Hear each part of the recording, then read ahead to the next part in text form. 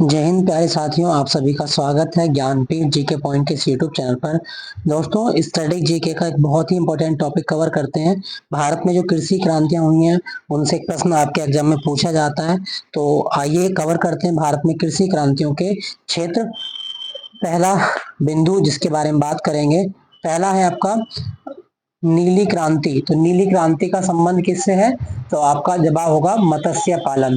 मछली पालन को जो बढ़ावा दिया जाता है वो नीली क्रांति के अंतर्गत बढ़ावा दिया जाता है। तो आप याद रखिएगा, नीली क्रांति ये पिसी कल्चर से संबंधित है। ठीक है। नेक्स्ट है आपका हरित क्रांति।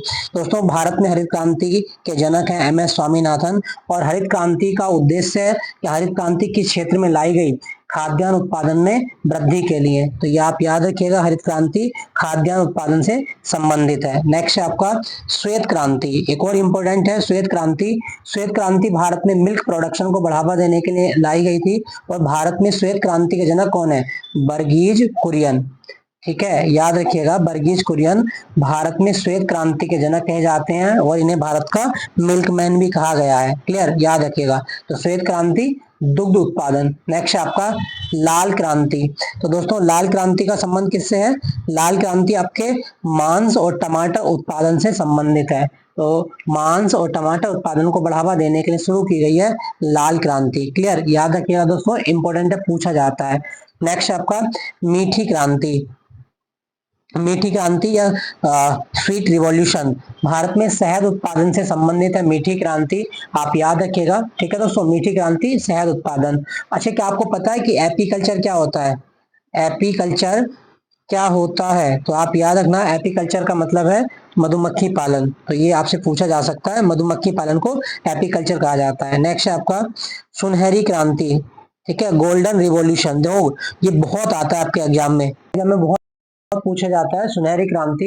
तो भारत में बागवानी मतलब हॉर्टिकल्चर, शहद और फल उत्पादन। और जब भी क्वेश्चन आएगा ना सुनहरी क्रांति या फल उत्पादन से क्वेश्चन पूछा जाता है, तो आप याद रखना, गोल्डन रिवॉल्यूशन, बागवानी मतलब हॉर्टिकल्चर, शहद उत्पादन और फल उत्पादन को बढ़ावा देने के लिए भारत में शुरू की गई है। क्लियर, याद रखना। नेक्स्ट आपका धूसर क्रांति। धूसर को और हम क्या बोलते हैं? ग्रे। ठीक है, धूसर को और हम ग्रे बोलते हैं। तो ग्रे जो रिवॉल्यूशन है भारत में वो रासायनिक उर्वरकों के उत्पादन के लिए शुरू की गई है। तो धूसर क्रांति का संबंध उर्वरकों के उत्पादन से है। ठीक है, याद रखिएगा दोस्तों, पूछा जाता है। नेक्स्ट आपका गुलाबी क्रांति। ये भी बहुत आता है आपके एग्जाम में। गुलाबी क्रांति प्याज, झींगा, मछली उत्पादन, दूसरा और क्या है? औषधि। ठीक है, औषधि या फार्मास्यूटिकल्स। तो गुलाबी क्रांति प्याज, झींगा और औषधि उत्पादन के लिए भारत में लाई गई है। याद रखना दोस्तों, पूछा जाता है। क्लियर। नेक्स्ट आपका भूरी क्रांति। सुपर इंपोर्टेंट, भूरी क्रांति बहुत आता है एग्जाम में, स्टार लगा रहा हूँ, आप इसको याद रखिएगा। ब्राउन रिवॉल्यूशन, कोको उत्पादन। ठीक है, कोको एक पेय पदार्थ होता है, तो कोको उत्पादन के लिए भूरी क्रांति भारत में शुरू की गई है। इंपोर्टेंट है, स्क्रीनशॉट लेके इसको नोट कर लीजिएगा। नेक्स्ट है रजत क्रांति मतलब सिल्वर रिवॉल्यूशन। तो रजत क्रांति अंडा उत्पादन और दूसरा कुक्कुट पालन। कुक्कुट पालन मतलब जो पोल्ट्री फार्म होते हैं, मुर्गा पालन या पोल्ट्री फार्म कह सकते हैं आप। ठीक है, तो उसके लिए लाई गई है रजत क्रांति। क्लियर, याद रखिएगा। पीली क्रांति या पीत क्रांति। दोस्तों, पीली क्रांति का संबंध किससे है? तिलहन उत्पादन। जो सरसों हो गया आपका, सोयाबीन हो गया, मतलब जो हमारे तिलहन की फसलें होती हैं उनके उत्पादन के लिए पीली क्रांति शुरू की गई है। नेक्स्ट है आपका गोल क्रांति। गोल क्रांति का संबंध किससे है? तो गोल क्रांति का संबंध है आलू उत्पादन से। ठीक है, आलू उत्पादन। और मैं बता दूं दोस्तों, भारत में आलू अनुसंधान केंद्र कहाँ पर है? वो शिमला में है, हिमाचल की राजधानी शिमला, यहाँ पर है भारत का आलू उत्पादन केंद्र। क्लियर। नेक्स्ट आपका रजत रेशा। रजत रेशा क्रांति, इसको हम क्या बोलते हैं? Silver fibre revolution. तो सिल्वर फाइबर रिवॉल्यूशन या सिल्वर फाइबर क्रांति किससे संबंधित है? कपास उत्पादन के लिए। आप याद रखना, सिल्वर फाइबर रिवॉल्यूशन कपास उत्पादन के लिए है। ठीक है, याद रखेंगे। अच्छा, क्या आपको पता है कि कपास जो है वो रबी की फसल है या खरीफ की? तो कपास जो है ना वो खरीफ की फसल के अंतर्गत आता है, आप याद रखना, पूछा जाता है।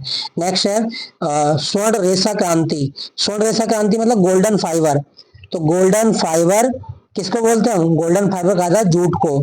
ठीक है, गोल्डन फाइबर जूट को कहा जाता है। तो ये इंग्लिश में बोलते हैं इसको गोल्डन फाइबर और हिंदी में बोलेंगे स्वर्ण रेशा।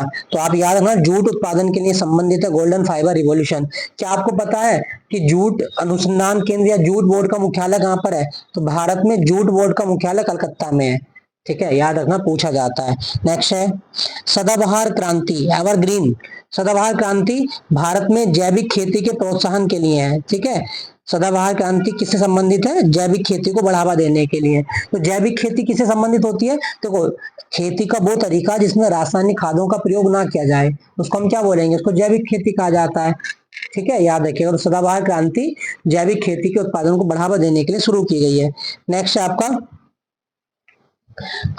नेक्स्ट है सैफरॉन क्रांति। सैफरॉन मतलब केसरिया, और ये किसके लिए है? केसर के लिए।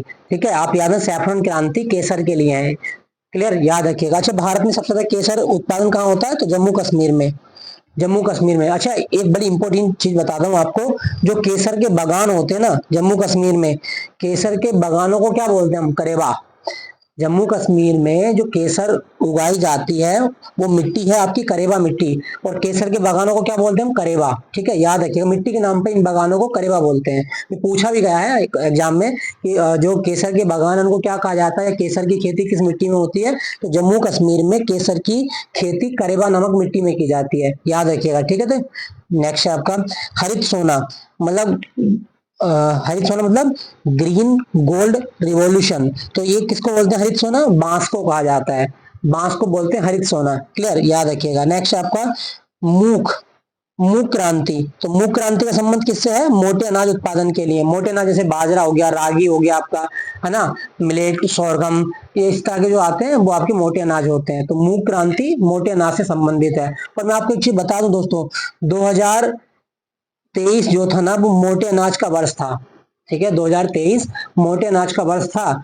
नेक्स्ट है बादामी क्रांति। दोस्तों, बादामी क्रांति भारत में मसाला उत्पादन के लिए जानी जाती है। ठीक है, मसाला उत्पादन। ठीक है, क्या आपको पता है कि भारत में मसालों का बगीचा किस राज्य को कहा जाता है? भारत में मसालों का बगीचा केरल को कहा जाता है। ठीक है, याद रखिएगा, केरल को मसालों का बगीचा कहा गया है, पूछा जाता है आपके एग्जाम में। क्लियर। और अच्छा, मसालों की रानी इलायची, मसालों की रानी इलायची को बोलते हैं। क्लियर, याद रखना। नेक्स्ट है इंद्रधनुषी क्रांति। इंद्रधनुषी क्रांति, देखो इंद्रधनुष में 7 रंग होते हैं, तो भारत में जितनी भी कृषि क्रांति है सबको प्रोत्साहित करने के लिए इंद्रधनुषी क्रांति लाई गई है। ठीक है, याद रखिएगा। अच्छा, एक क्रांति और बच जाती है आपके एग्जाम के लिए, वो मैं आपको बता दूं, इसमें लिखा हुआ नहीं है, और वो है आपकी पर्पल पर्पल रिवॉल्यूशन या पर्पल क्रांति। इसको हिंदी में क्या बोलते हैं? बैगनी क्रांति।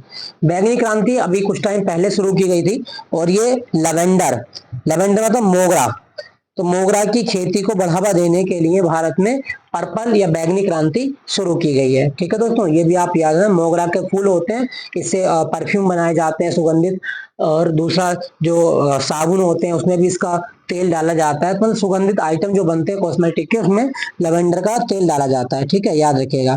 तो दोस्तों, ये था एक छोटा सा और इम्पोर्टेंट टॉपिक। आई होप ये सेशन आपको अच्छा लगा होगा। अच्छा लगे तो लाइक कीजिएगा। क्या आप अपने लेक्चर की कोई डिमांड करते हैं, ताकि अगर आप कहेंगे तो मैं फिर से अपनी नियमित रूप से क्लासें अपलोड करना चाहूंगा? तो आप मुझे कमेंट में लिख के बताइए। फिर मिलूंगा नए मॉक टेस्ट के साथ में। अपना ध्यान रखिएगा दोस्तों। जय हिंद, टेक केयर, बाय बाय।